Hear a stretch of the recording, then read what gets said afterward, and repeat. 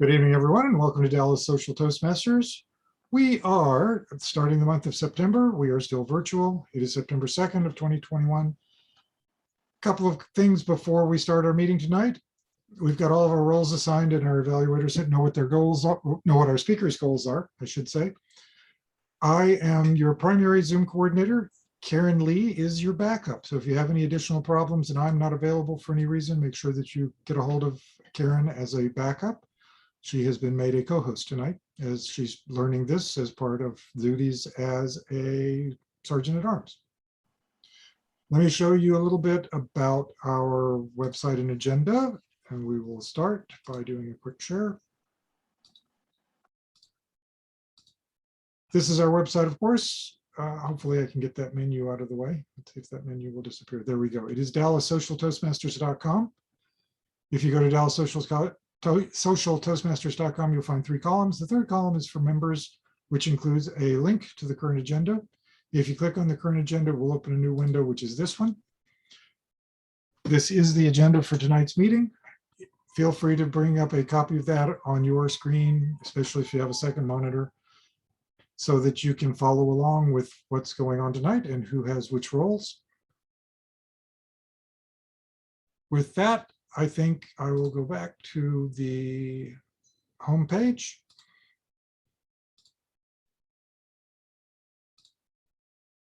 Our invocation and pledge tonight is going to be given by Rob Giles.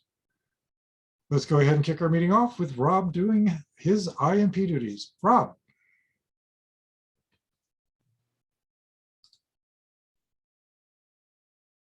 Thank you very much, Mark. No pledge. I don't have a flag, unfortunately, unless somebody has a flag that they are ready to show on the spot right now. And we will work with the pledge and hope that next week we can correct that. And I hope that I can have that flag available for you next week. I do want to bring up what I have occasionally over the past couple months, and that is our club mission statement as Toastmasters and as a Toastmasters club. So I'm going to read this off. I'm not going to actually bring it up on my screen, but I'm going to read it off. If you know it and you want to recite it with me, you're welcome to do so. Otherwise, just listen, pay attention, and take it in. Take it to heart and think about it moving forward. So here's the Toastmasters club mission. The mission of a Toastmasters club is to provide a mutually supportive and positive learning environment in which every individual member has the opportunity to develop oral communication and leadership skills, which in turn foster self-confidence and personal growth. So that's our mission as a Toastmasters club. And it's important as a club so we can help all of our members and possibly even reach out beyond our club to help other members of other Toastmasters. So I recommend that you take that to heart, maybe look it up. You can Google it. You can look it up on the Toastmasters website. I don't know whether that's on our individual website. It might be. If not, then definitely you can find it on the Toastmasters International and on the D50 website, which is d50tm.org. At this point, I'm going to pass it over to our Toastmaster for the evening because we don't have any guests. So Lee can do his business stuff at the end. We don't have to introduce any guests. So please help me welcome our Toastmaster for the evening, Mr. Mark Sims. Thank you, Rob. Welcome everyone, Thursday night, Dallas Social Toastmasters. And the theme tonight you saw is called the tipping point. And the last time I was at Jason's Deli, which was last week, I noticed something I'd never seen there before, and that is when I was swapping my card, there was an option to add a tip. And I know I had never seen that at that specific Jason's before. Maybe it's from other places, because I always get the same thing when I go there. And so I kind of keep track on gradual price increases as a type of indication of price rises, inflation in general. And on this occasion, since the only service I get, outside of the people, of course, that make the sandwich and take the order, the only specific other service I get is someone does bring the food to the table Didn't seem to be that big of a deal to me, so I declined to tip.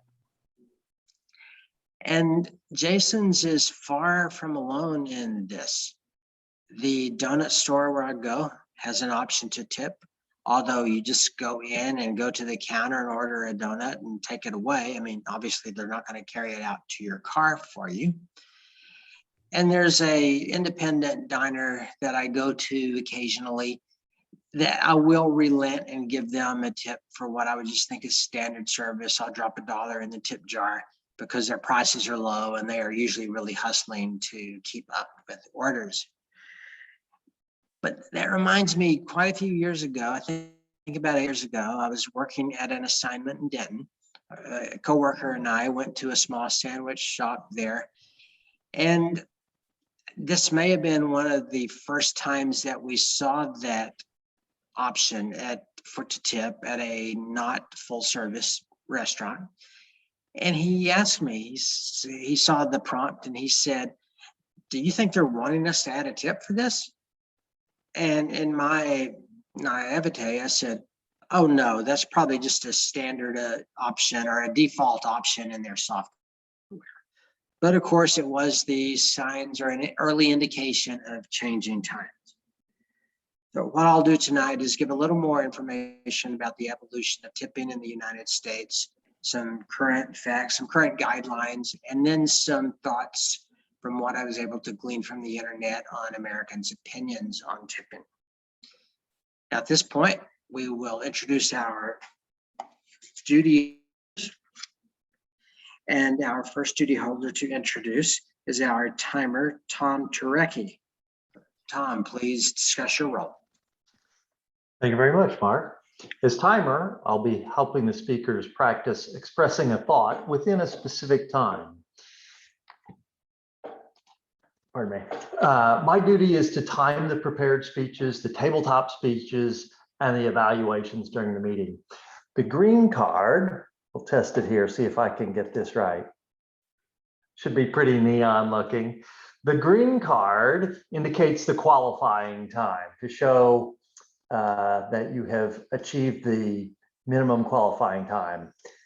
The yellow card is given about halfway in between, and the red card indicates that you've achieved the maximum time, and you'll have 30 seconds to finish up. Go back to the gray there.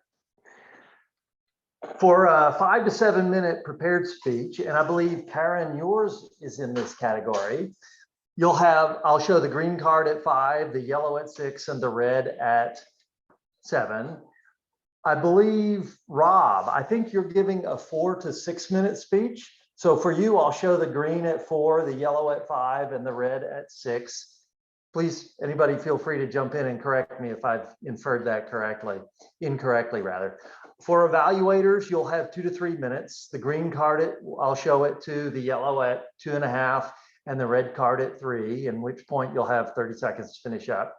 And for table topics, each speaker is encouraged to speak for 1 to 2 minutes. So I'll show the green card at 1, the yellow at 1.5 minutes, and the red at 2 minutes. If you speak under time or over by more than 30 seconds, you'll be disqualified and not eligible for awards. And I'll report qualifying times whenever called upon throughout the meeting. Thanks very much. Back to you, Mark. Thank you, Tom. Our next duty holder is our posture monitor, John Vessels. John, please discuss your role. Well, the duty of the posture monitor is to watch everybody's posture when they're speaking and to take notes and evaluate their posture. And if they do any distracting movements, like scratching their head or they get fidgety or wrenching their hands, things like that, I'll make note of those and present them at the end of the meeting when I'm called upon by the general evaluator. Thank you. Thank you, John. Duty holder, and he is both off-counter and grammarian. Lead, please discuss your role. I have 2 roles this evening. As all counter, I will be listening to Oz. So need to have a crutch word that takes away from your message, as well as extended pauses. So really any oral distraction from your presentation this evening. Also, as grammarian, I'll be listening to the English language throughout the meeting and giving a report of particularly good uses of the English language and awkward uses of the English language. Finally, I will present the word of the day, which for today will be stupendous. You must use the word stupendous during table topics, and you're free to include it in any other speeches throughout the evening. I will give a report at the end of the meeting on that as well. Back to you, Mr. Toastmaster. Thank you, Lee. And our final duty holder is our vote counter, Dagan Newland. Dagan, please discuss your role. All right, thank you. So far, this meeting has been stupendous, and can't wait to enjoy the rest of it. But as my role as vote counter, at different sections of the meeting, you'll be called upon to make a vote, and that will be the prepared speakers, the table topics, the evaluations, and the vote for the big 3, which will be the Toastmaster, Topic Master, and General Evaluator. So when called upon to make those votes, you will send a private chat to me on who you think did the best job for each of those categories. Of course, remember always to leave comments for people and give them a private chat to them for those kind of comments. And also as for vote counter, if there is a tie, I will be the one breaking the tie, but I will not announce that there is a tie. Back to you, Toastmaster. Thank you, Dagan. Before we get into our prepared speeches, just some history on tipping in the United States. And this is from marketplace.org in an article from April 2016.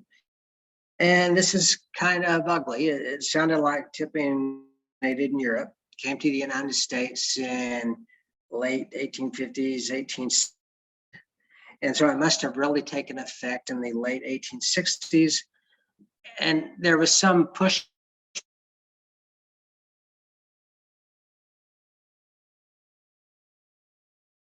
Oh, he froze. Yep. Frozen is now gone black. Oh no. I guess he reached a tipping point. I guess it was too stupendous for our ears. All right, well, while we are waiting for giving a couple minutes for him to come back.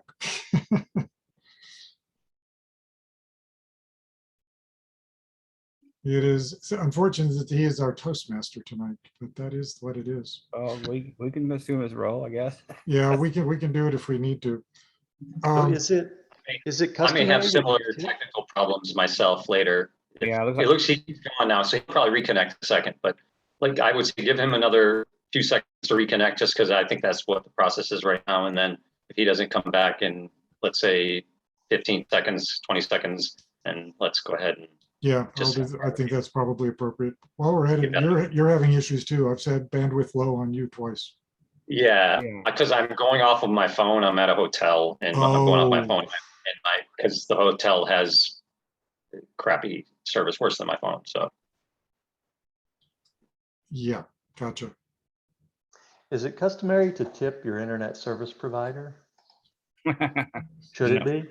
You No. clearly should not be based on the service that you get most of the time. I guess if it would improve your service, maybe. That might be something else, though. I don't know what they would call that. What do they call that? That's not tipping. Let me think that's check. Where are you driving. traveling to, Rob? Right, come back. I'm actually in Chicago. I'm in Chicago doing some training, so for work. There we go. Mr. Toastmaster. Oh, he's coming back. Let's see. We can't hear you, Mark. Yeah, he's talking, but we can't hear him. It doesn't look like he's enabled I don't think you can hear us. audio Though. yet. Yeah, he's not hearing us. Yeah, he hasn't enabled audio from what I can tell. Oh. Not He yet. hears, he hears us, I can, because he's smiling. Right? We can't hear you, Mark. No, doesn't he's still, hear us. he's still talking. Can we message him or something? Yeah, I will do that. Yeah, he doesn't know. No, right? he don't hear us. Mark. No. Oh,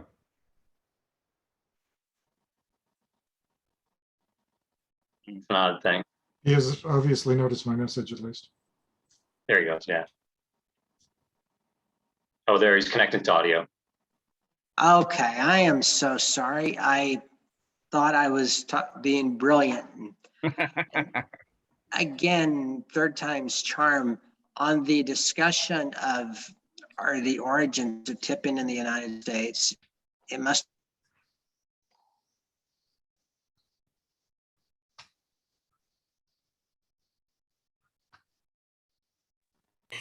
We lost I think him. we, Oh, It was so close. this yeah, yeah, let's, I wanted to Why don't hear we- it too. yeah, well, we can hear it when he gets back. Why don't we go ahead and move on to the first evaluator of the first speech and let that person take over. I can introduce after the evaluator. John, take it away.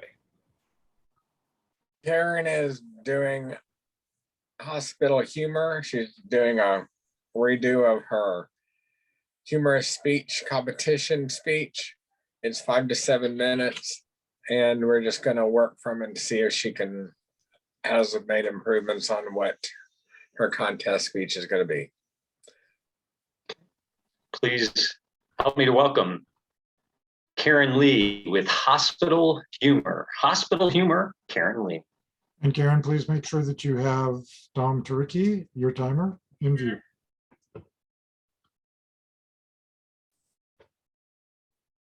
There we go. Mr. Toastmaster, fellow Toastmasters. ECAS. Who wants to be in the hospital during the pandemic? Not me. Well, on July 17th, I started having some medical issues. And I decided that I needed to go to the hospital. And I packed a suitcase in my backpack. My suitcase was by the front door. And I bent down and put something into my backpack. And I tripped over my suitcase and fell back into the pane of the window. And my left hand went through the pane of the window and started bleeding. And I grabbed my red sweater, took it off and put it on my hand and applied direct pressure. I cleaned my hand and wrapped myself up. Then I went to the emergency room by Uber. And when the doctor in the emergency room came in, he gave me a shot of lidocaine. He said, "This is gonna hurt."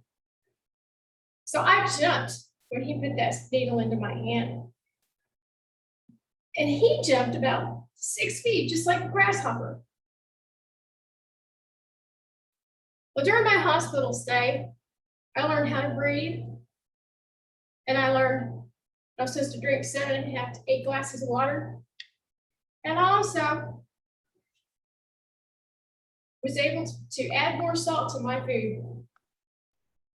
I was admitted to the hospital with a sodium level of 120, supposed to be 135. Due to one of the medications I was taking, my sodium level decreased. I had about 6 doctors in my room on and off that first Sunday. One of the doctors said, "We're not used to seeing someone with such a low sodium level looking so good. I'm not used to having so much attention to me." I saw a nephrologist, Dr. Azam, on his Sunday. Well, during the time in the hospital, the doctor ordered that I have sodium levels taken every 2 hours.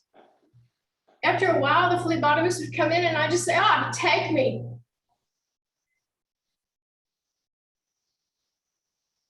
But I learned that I'm supposed to just have 7 to 8 glasses of water during the day.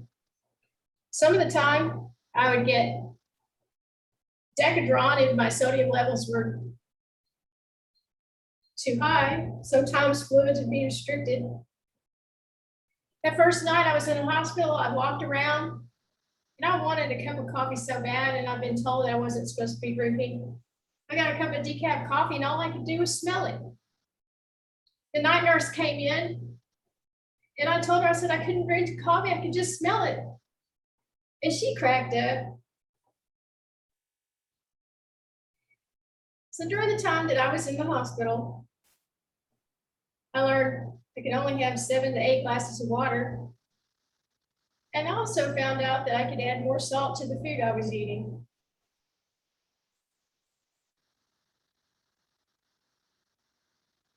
Then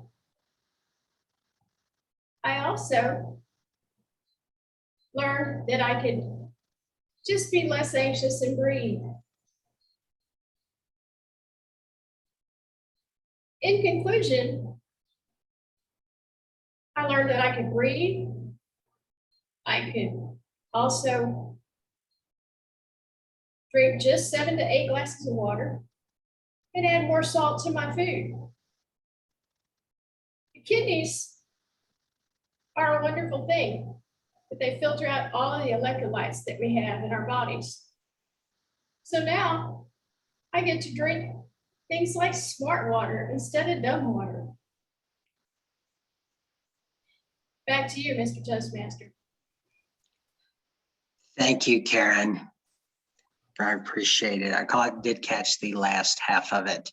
My internet was permitting me to come back to join you. Our next speaker is Rob Giles. He's going to be evaluated by Justin Faust. Justin, would you please discuss Rob's speech goals? Yes. So the purpose of this project is for the member to introduce himself to the club and learn basic structure of public speaking. The name of this speech is Resilience, Resilience by Rob Giles.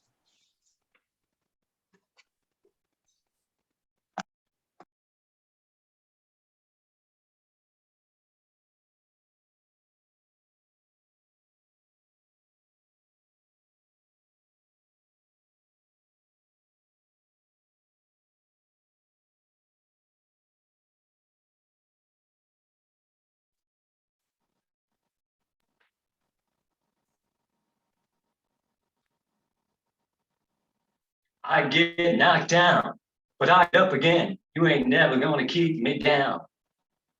Fellow Toastmasters, stupendous Toastmasters. What do you do when you get knocked down? It's easy to lick our wounds. Well, not necessarily in a literal sense, but after physical trauma, we may want to. It's easy to wallow in sadness. It's easy to go round and round in our minds. We all go through these trials and tribulations during our lives. But after they happen, that's what matters. It's how we deal with them that can help us to determine how our lives unfold and how we live out that which unfolds. At times, pushing forward, taking that next step seems impossible. But I'm here to tell you that you can do it. If I can, that you can. Resilience is a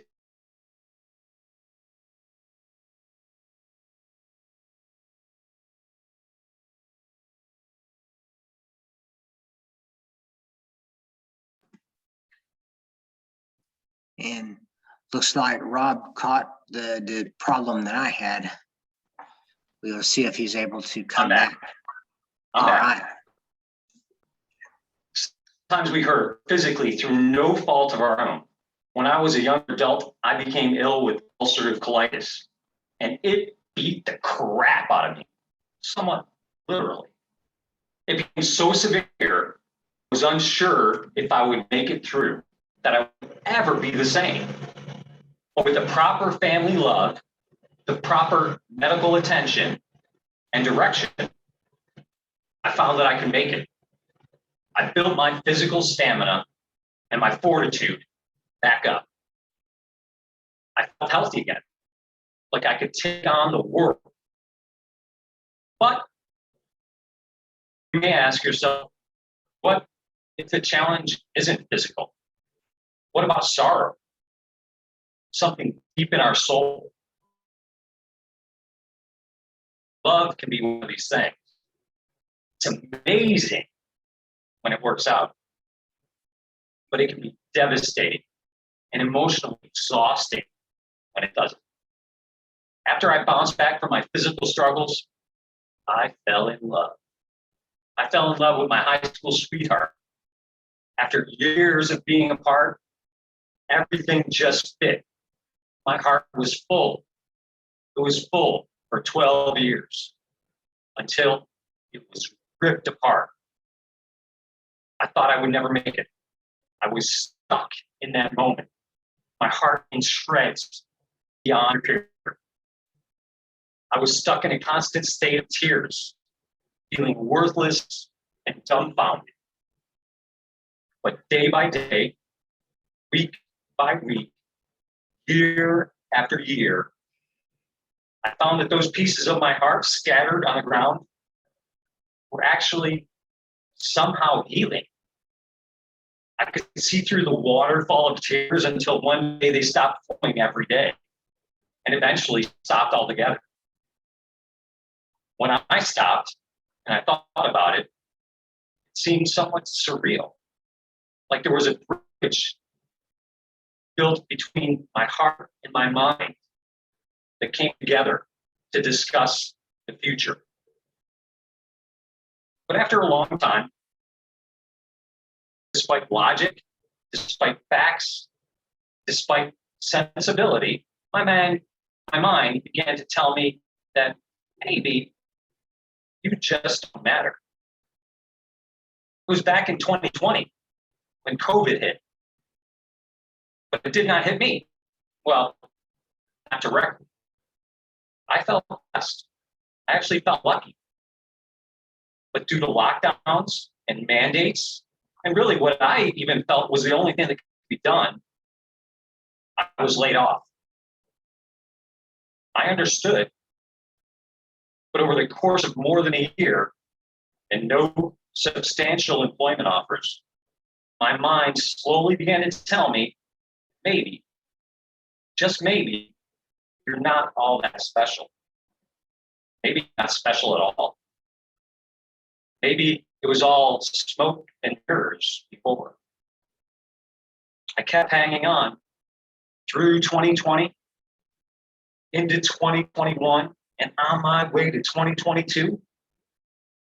And then I received an email, and then a call. And then my signature flowed across the dotted line. Those who let me go told me in not so many words that I did matter. We may not feel like our body has this strength sometimes, like our heart can heal, like our mind will provide affirmation, but we can pick ourselves up again, fill our hearts again, and believe in ourselves again, because we are resilient. We get knocked down, but we get up. Back to you, Mr. Toastmaster.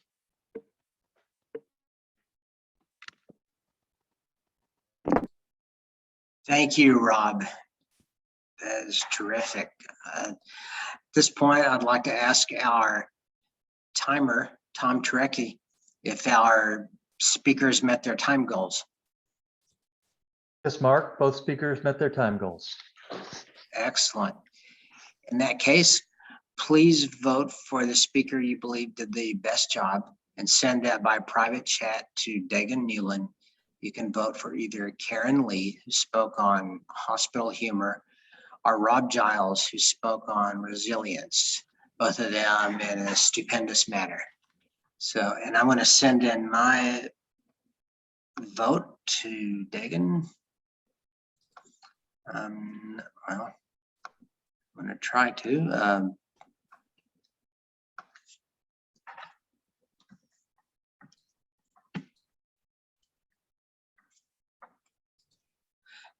Done.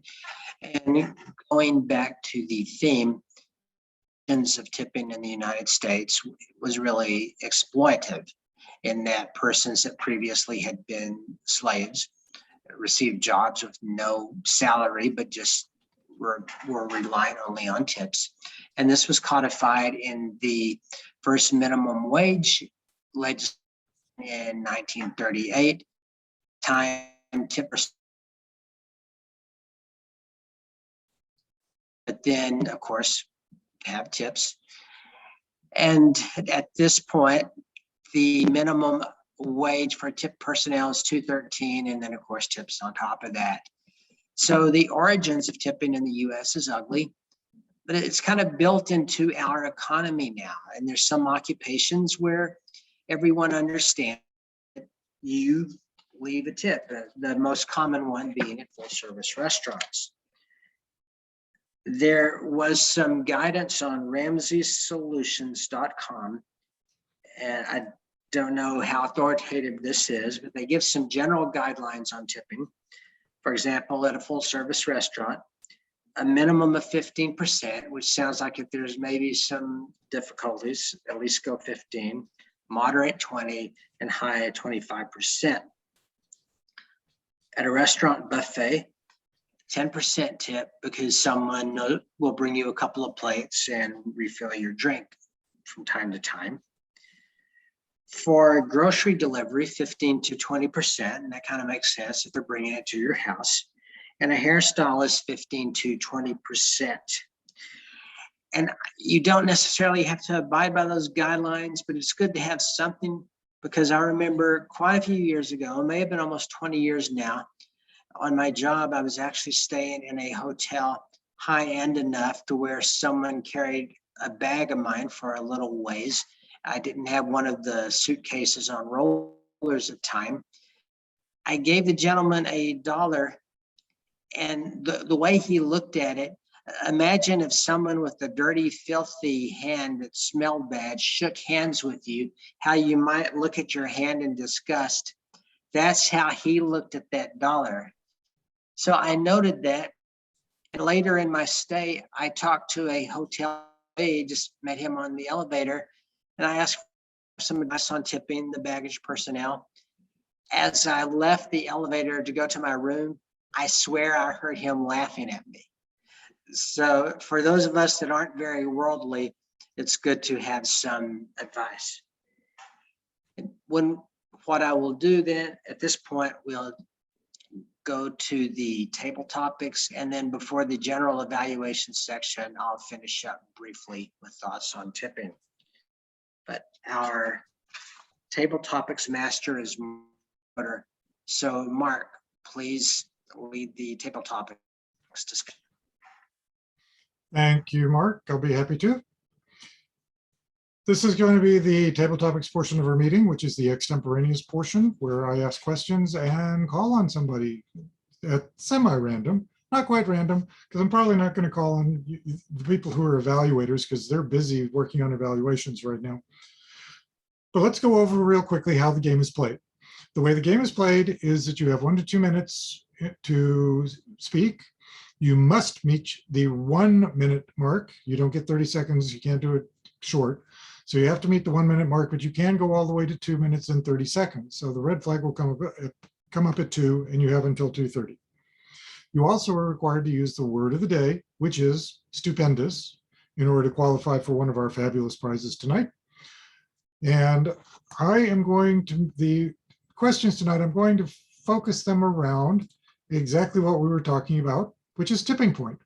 What's a good example of a tipping point? Well, I'm not necessarily going to do it with real tips, but so you may think that the little green arrow there is the tipping point. It turns out it isn't, but let me describe this a little bit. This is from a show called MXC, Most Extreme Elimination Challenge, for any of you who have seen it.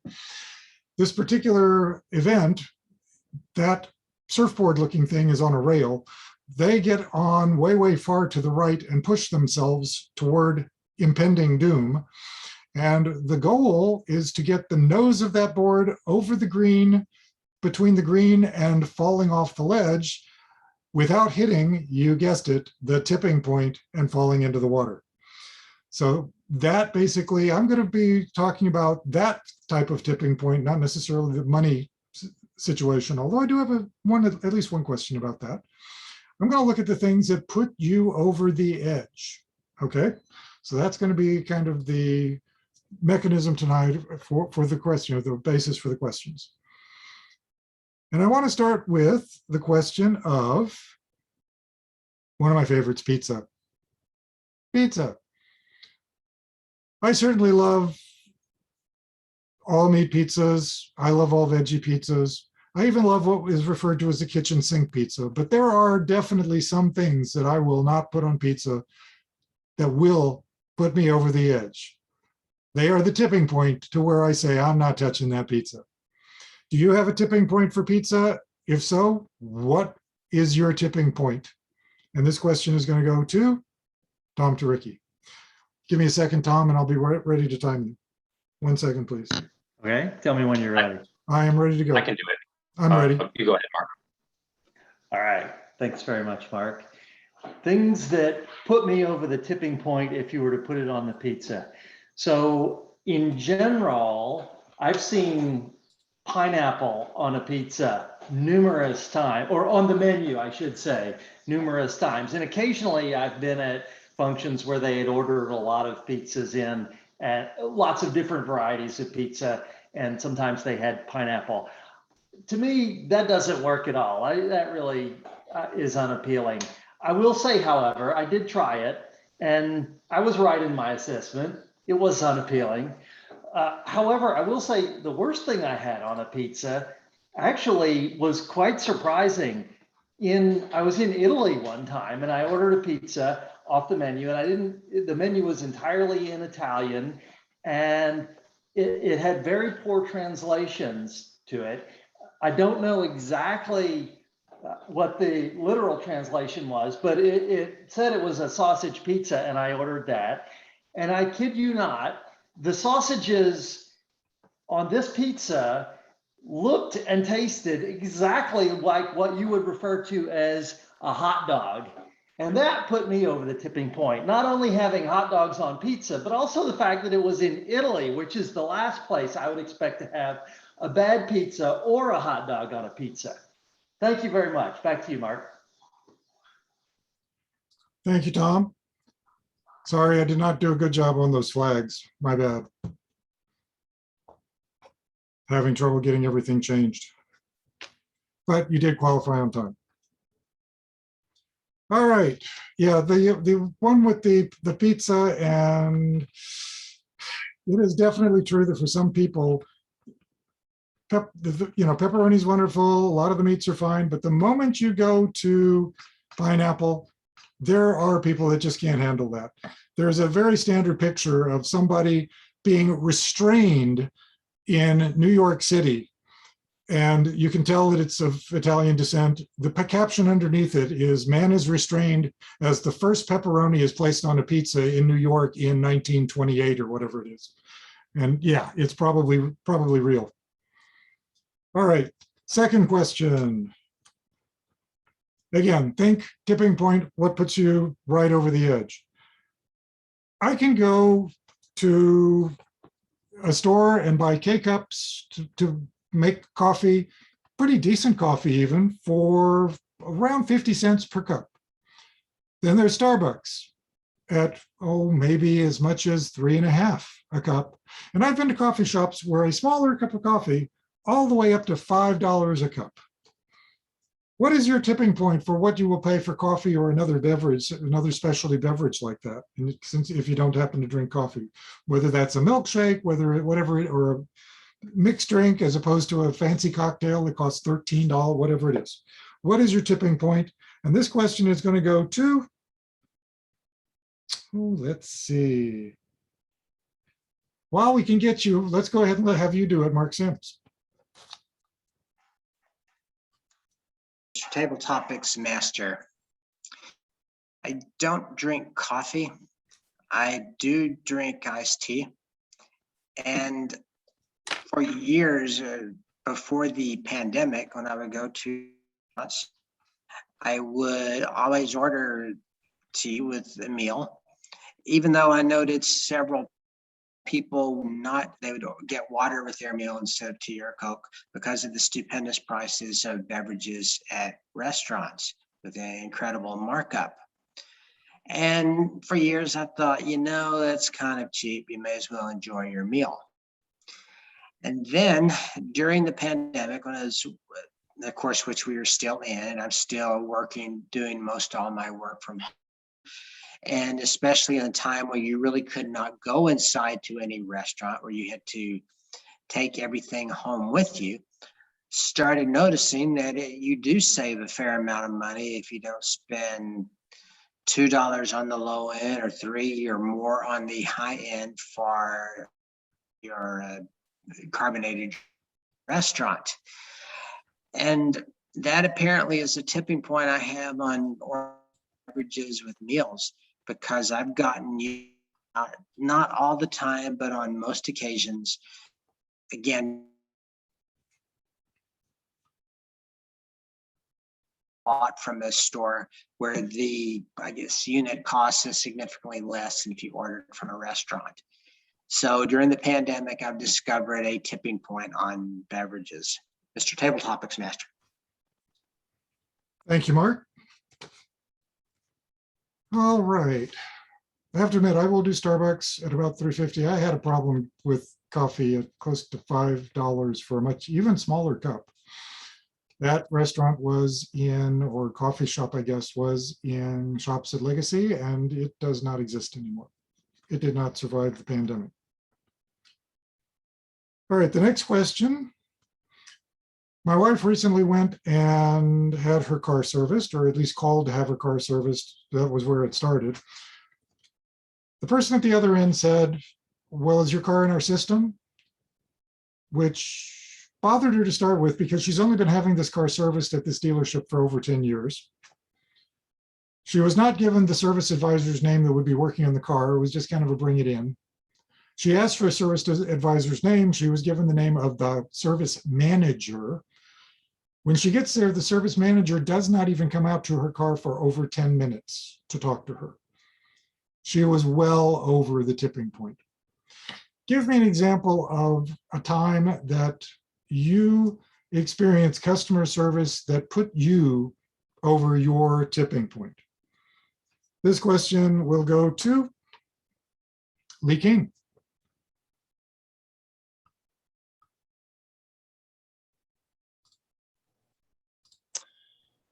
I have to say that overall, I feel like you did good customer service. But one stupendous example of poor customer service where I was really reaching my tipping point actually occurred today. I was in the midst of playing phone tag with the doctor's office and the nurse. The nurse called a couple of times and said that if I still needed her, to just give her a call back. I mentioned that it would be helpful if they could give a more detailed message, which again, I missed the call, and I got another message of, "If you still need me, call me back." After about 3 times of this, I got very annoyed, and I did tell the secretary that rather than her wasting her time and my time calling me back, if she could please read the detailed message that I am leaving and then refer to that and leave me a detailed message, we might get further along. Otherwise, we're just wasting time calling each other and saying to call me back. Back to you, Mr. Tabletop. Okay, great. Thank you, Lee. I have to admit, for the most part, customer service is something that I usually don't have a problem with, but there's a reason for that. If I've had a problem, I probably am not going back most of the time. Customer service is one of the leading reasons why people don't go back to businesses. Next question. And this is one that doesn't really apply much to me. The phrase, "that dessert is too rich." I don't know that I've ever had a dessert that I consider too rich, but I've heard that phrase from a lot of other people many times. That's just too rich for me. I can't handle that. Could be about a dessert, could even be about a meal. There's, something about the meal, too much of a cream sauce, who knows? Have you ever had something that was too rich for you to eat? What made it too rich? What put it over that tipping point? This one's going to go to you, Karen. Even though you were a speaker, you're kind of out of it now for the moment, so your game again. So have I ever had anything that was too rich to eat? Yes, I have. Many years ago when I was married, my ex-husband got on a kick of making cheesecakes. He made them from scratch. The cheesecakes are very rich because I couldn't even eat a whole piece of a cheesecake most of the time. And I think I gained 10 pounds eating cheesecake. But the dessert was so stupendous and rich. He made pumpkin cheesecake. He made chocolate cheesecakes of different kinds. He had white chocolate cheesecake. And these desserts were very rich, and I couldn't eat an entire piece in one sitting. Back to you, Mr. Tabletop Master. Thank you, Karen. Like I say, the whole concept of too rich is something that I have never really experienced. There may be too much of. That's a whole different story. I've had somebody put a 20-inch pizza in front of me and it's like, that's a little much, but that's not because it's too rich. It's just because it's too large. I'm going to do one more question and then we'll move on to the next portion of the meeting. But the next question is going to be flying versus driving. Flying versus driving. Most people have got a limit to the amount that they feel comfortable driving. And I'm not necessarily saying in a day, it's just that's too far. It's too much of a waste of my time to drive. I will fly. And I even understand that those limits and the tipping point may have changed because of COVID and safety. Tell us about your flying, driving tipping point. This one is going to go to Rob Giles.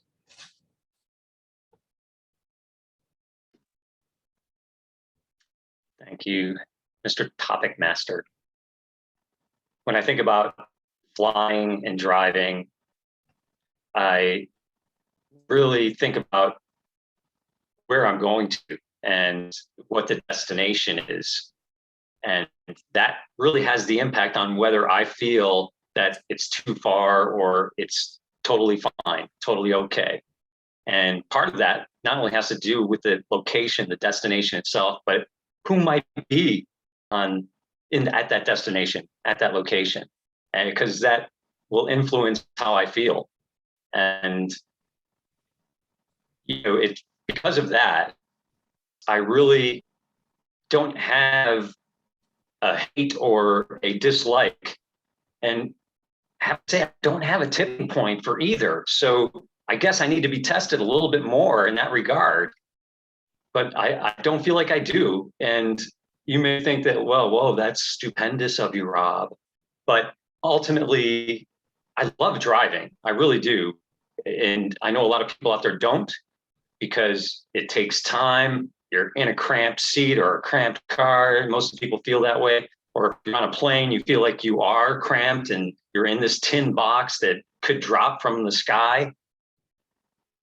But for myself, if I'm in the car, I feel like I'm in control. I'm going where I want to go. If I'm in the air, I feel like this is an adventure. I actually do feel stupendous.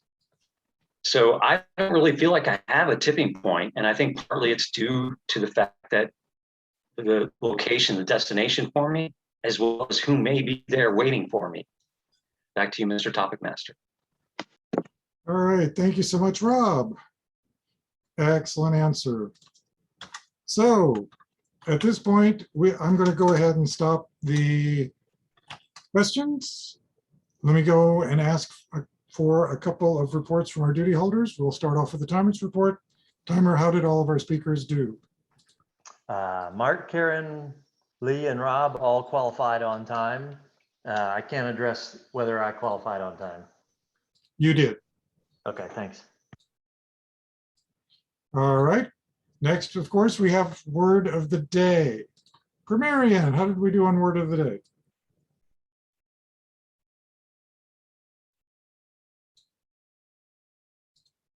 Everyone use the word of the day. All right, so that is a good thing. Let me go through, well, first of all, let me show you, I did manage to find that photo, of course. Italian-American immigrant is held still and forced to watch in horror as pineapple is added to pizza for the first time in 1914. It's real. All right, having done that,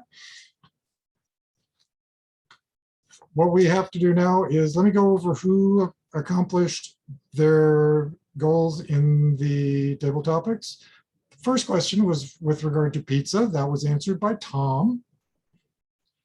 The second question was on, oh God, I wish I could read my own writing. Coffee, I think. So it was basically on drinks, and that was Mark Sims. Third question was on the customer service and what put you over the limit for customer service. That was Lee. Fourth was on what was too rich. That is Karen. And finally, the fifth question was on driving versus flying. Rob Giles. If you would, please go ahead and cast votes appropriately. Was there a quick, do I need a quick summary of who is eligible? Everyone is eligible, I think. So The one I couldn't remember, everyone used stupendous, that was correct? that's what Lee said, yes. Yeah, I okay. don't think I did. Did I use stupendous? I don't remember had- using it, and I think I He- forgot he had prior to to. mark. What's that? No, I think you did. You think I heard did? it. It Okay. was Well, the Okay. very first Yeah, I part. wasn't sure. Stupendously That was why I was generous of you. checking because I wasn't sure I heard it either, but okay. If Lee heard it, he heard it. All right. Give everybody just a second to cast your votes. Your votes, of course, will be going to Dagan Newland. And if you would like to send any comments to our table topics respondents on their performance, please do so.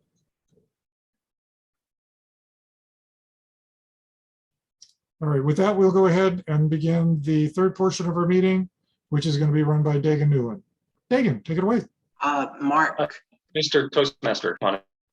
yeah. Oh, I just had a, you want to do it here? Okay, sure. yeah, just a very brief summary. And in February of 2020, MarketWatch.com had an article on Americans' opinions, thoughts when it came to tipping. And unsurprisingly, there's a generation gap. Now, I don't believe the next thing I'm going to read, but this is what the article said. And it said that baby boomers were more likely to tip in every situation than Generation X. For example, they said 91% of baby boomers would say they tip wait staff in restaurants, compared to 72% of millennials. And I'm sorry, yeah, 72% of millennials. And again, the article was that baby boomers were more generous on tipping than Gen X, and Gen X was more generous than millennials. And the reason I'm skeptical of that is definitely a baby boomer, and I'm the guy that's saying, well, we didn't used to have to tip in these situations, or we're not even asked to. I mean, and you can tell that by previous comments. That's what the article said. I can kind of sense that there are generational differences, but candidly, what I've always sensed is that maybe it was younger folks that were more enthusiastic on tipping because they would tie the need to tip with the economic plight of the servers. Now, one thing I do totally agree with that article is that while most Americans consider themselves great tippers, their performance probably does not match our opinions of ourselves. And again, the same article notes that while we're pretty good at tipping persons, wait staff, and full service restaurants, most everyone else we're pretty inconsistent with. And that makes sense because you may think you're generous, but ask your family and friends and they may tell you you're a cheap. And just to sum up, really no great answers on this. Just for myself, I consistently tip wait staff at full service restaurants. Candidly, there's sometimes a variance in either the generosity or enthusiasm. I definitely do take into account the bottom line on where I go to eat and whether it includes a tip or not. For example, I'm very conscious about whether I go through the drive-through line at Chick-fil-A or sit down for a meal at Chili's, and I take into account the extra couple of more that would be required at a full-service restaurant. Aside from that, again, I will tip the person that cuts my hair, but other than that, I'm pretty stingy on tips because, again, it seems like the social expectations here have changed in my lifetime. That's what I do. As far as what you ought to do, I will chicken out and say it is totally your own decision. But those are some thoughts from the tipping point. And at this point, I will step back, turn it over to our stupendous general evaluator, Dagan Newland. All right, thank you. So actually, I want to mention some things about tipping myself as well. But first, as general evaluator, my job is to call upon the evaluators to give their evaluation of the prepared speeches, give my evaluation as a meeting as a whole, and call upon the duty holders to give their duties and let us know how everybody did tonight. But I do want to first I want to mention some things about tipping.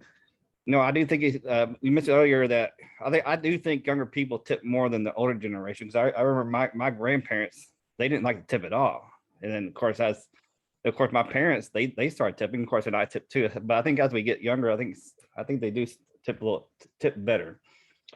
And it's like who do you tip? I've heard people around here in my neighborhood that actually tip the mailman during the holidays, and even the garbage man during the holidays.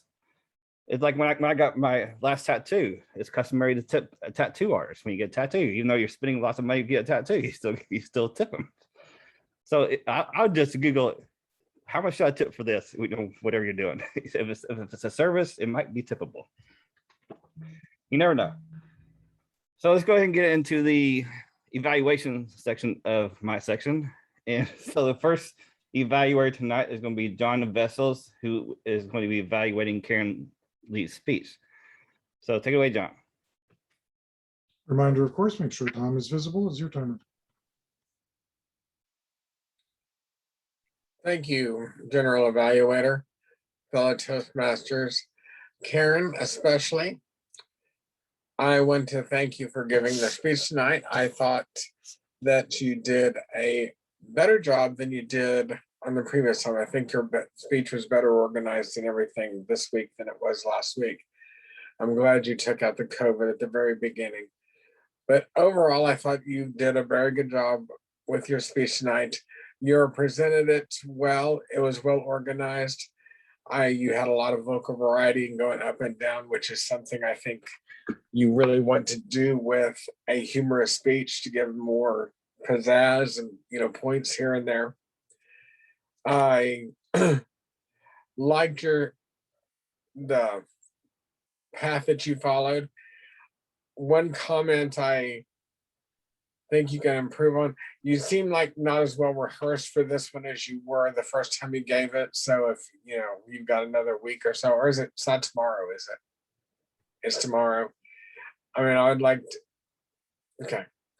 So if you've got a little more time, rehearse a little more, because there are a couple of times in it that you kind of paused like you were thinking and weren't sure of what it is. So rehearse a little more, but all in all, the content I thought was really well. one thing other that I'd like to note is that you mentioned at the very beginning about you found out you could drink 7 glasses of water and eat more salt. And I don't think you needed that point because you made it kind of at the end. We found your diagnosis at the end, not at the very beginning. You had made mention of that. And so that don't need to be there. Wait and give us the kind of climax of what you found out from being in the hospital. One other point I think would be good is when you talked about you were getting ready to go to the hospital because you were really, really sick and you bent over to fill your backpack and you fell over your suitcase into the window and cut your hand. I think that would be a really good point. So, well, it's a good thing I'm going to the hospital. I've got to get this stitched up or something. So maybe just something like that. But all in all, I thought you did a very good job with your speech tonight. You had some really humorous moments. I think too, when your doctor was saying it was going to hurt, you jumped and he jumped, you delivered that like really fast and sharp and kind of caught us off guard with it. And if you're jumping, that's kind of that off guard moment. It makes all of us off guard because of the way you delivered that. So I thought that was very good. All in all, great speech. Work on just rehearse it a little bit more, but I thought you did a great job. Good organization, good uses of humor throughout. Thank you, ma'am. Back to you, Mr. GE. All right, thank you, John. We're gonna move on to our next evaluator, and that's gonna be Justin Faust, who is evaluating Rob Giles. So take it away, Justin. Thank you, Topic Master. Let me move away. I'm not the devil, guys. So that's the bull in the background. Okay. So Rob Giles, resilience. So I'm gonna give you a few things you did very excellent. I think 3 things you can improve upon, and 1 thing I'm gonna challenge you on. So first of all, the speech was very good. I really enjoyed it. You really were, you definitely brought in a lot of emotional elements to the audience. The hand gestures were really good. Great introduction with the song. That was very good. The speech emotions were very good throughout the speech. You seemed very passionate about the subject and about what you were speaking about. I like your vocabulary as well, like sorrow, good use of sorrow, ripped my heart apart. That was good. Latitude, that was also good. You also transitioned from each subject very well. So like you didn't give like any pauses or any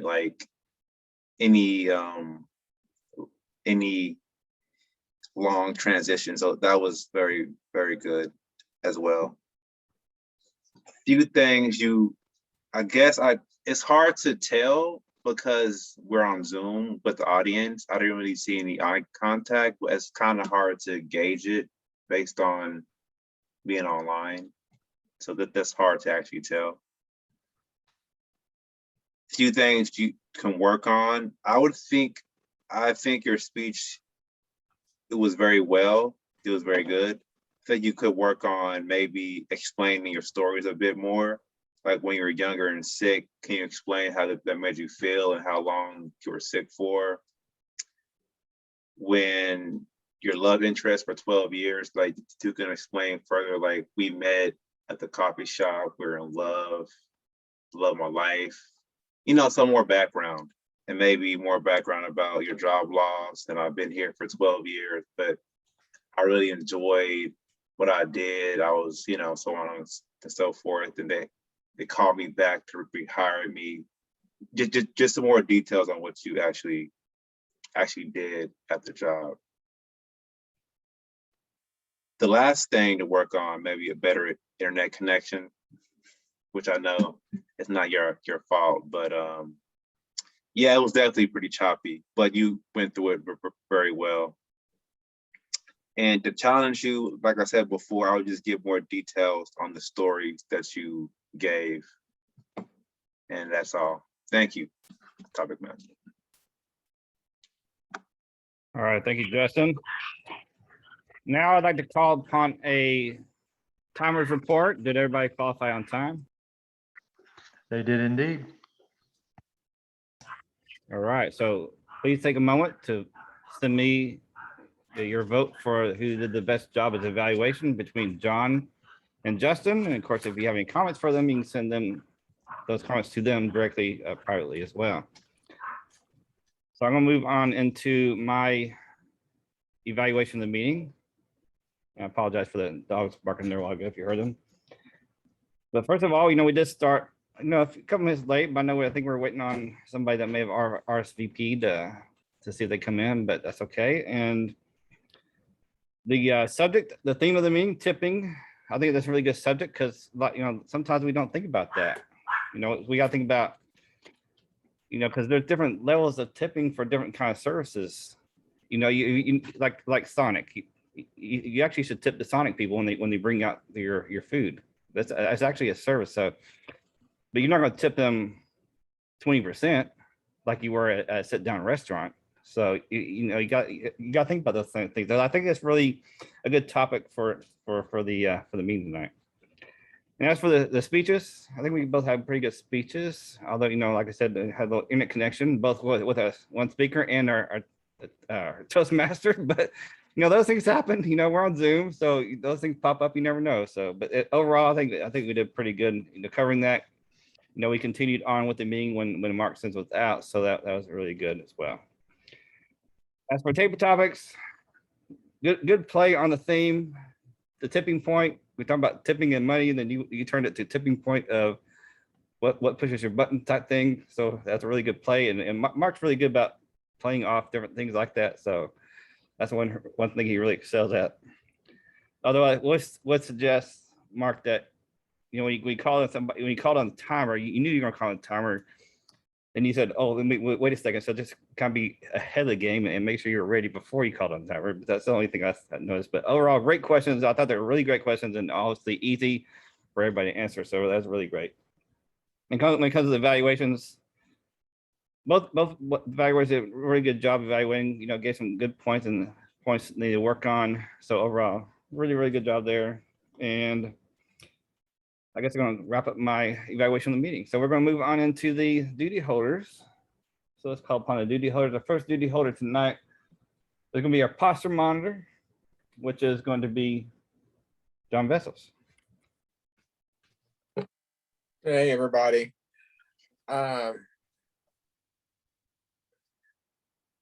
Nothing really to say. I didn't see any bad uses of the posture or any good uses of the posture. It's hard on Zoom anyway, but both Karen and Rob stood up and away from the camera when they were giving their speeches, which was good. And I thought all their postures looked good and were appropriate. Nothing bad to point out. Thank you. All right, thank you, John. And I guess our next duty holders, all counter and grammarian by Lee King. So take it away, Lee. Evening, fellow Toastmasters. I have to say that I did hear the word stupendous several times throughout the meeting outside of table topics, so very good use of English language. As far as all counter goes, I didn't really catch very much. Most of the long pauses, I think, during tonight's meeting was mainly internet service cutting out, which you can't really control, so didn't really count those. Although I did catch an with John just a couple of minutes ago, and his internet was working fine at that time, so I did count that one. Otherwise, great work tonight. All right, thank you. Oh, okay, thank you, Lee. All right, so we're gonna. Okay, one thing I did put the word of the day up there, so if y'all like that, I'm gonna try to continue to do that. But if I don't do that, just remind me in future meetings. So I think it's a good reminder for no matter who's the grammarian, I'll put it up there for everybody. So that's going to conclude our section of the meeting, the general evaluation section of the meeting. So we're going to call a vote for the big three, which is going to be our Toastmaster Mark Sims, our table topic master Mark Schroeder, or general evaluator Dagan Newland. So please send your vote privately to me, and I will tell everybody who won everything when called upon later in the meeting. So we'll move on to the business section of the meeting and call upon our president, Lee King. Good evening, everybody. One final time. Just a few announcements. First and foremost, please don't forget that the area contest is a week from Saturday, so September the 11th. I'm sure that Rob is still looking for help. If you're going to be able to attend in the afternoon, please get with him and let him know that you can help so he can have the needed help for his contest. The only other announcement that I really have at this point is with dues, and we do have a couple of people that did not attend the officers meeting, so I'll briefly go over this, but in essence, the dues for the next 6 months will be $75. From what John and I have been hearing, where they're really expecting this peak for this Delta variant to happen later in the month of September, if not the first part of October. With that said, and the fact that we traditionally don't meet at Ozona from the middle part of November, or really after Thanksgiving through the month of December, really the best guess would be that we would not be returning to Ozona before January. Now, with that said, if the virus vanished before then obviously we would reevaluate at that time, but most likely it would be in January. We would be starting to collect dues again in February. But we'll continue monitoring. Based on the information that we have, though, the officers felt that it was best to leave it at the 75 a month. And it is still red now, needless to say. You don't have to spend much time listening to the news to see that it's actually getting worse. We're ramping up. We're not ramping down. So long ways to go. With that, those are the only really two announcements that I have. Let's hear who won. All right, so we will go in the order of how it happened throughout the meeting. So our best speaker is going to Rob Giles. And our best table topics speaker is going to Tom. And our best evaluator tonight is going to Justin. And the best of the big three, big drum roll, please. And that is going to be Mark Schroeder. All right. Thank you, everyone, for joining. Meeting is now adjourned. All right, as your Zoom coordinator, I will stop the meeting here in just one moment. For anyone keeping score, I believe tonight the score is Internet 3, DSTM 1. I will stop the meeting in 3, 2, 1.